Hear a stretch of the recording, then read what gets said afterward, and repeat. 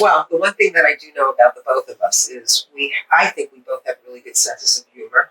And I also think that we show up as humans in our space. And we do use a lot of humor because so many people come in so much pain and aren't laughing. And that is also missing in the relationship that, they're in. But I find that levity is really important. Sure. And I also find too, and I think that you're doing the same thing, it's use of self. And, that idea that, this is an example of how I've applied this principle in my marriage. Absolutely. I think you and I are both married for about the same amount of time. Yes. 22, 23 years at this point. Yes. And, so we've had those ups and downs, like everybody else. We had to actually utilize what we've trained in live with our spouse. Yes, we did. And, yes, we did.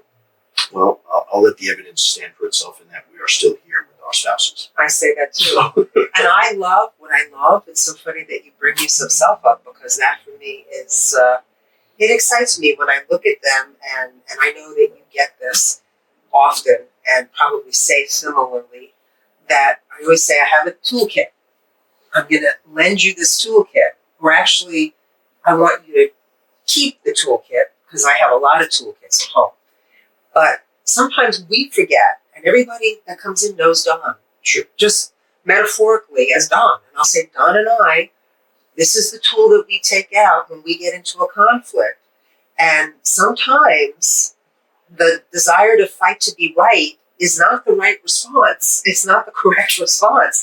A lot of times you have to back up and sometimes take a hit for the team just so that your partner can connect with their wound that they're feeling and how you're also bringing up and aggravating and also helping them to come to a place of solidifying and rectifying because, again, we're solution focused. Sure.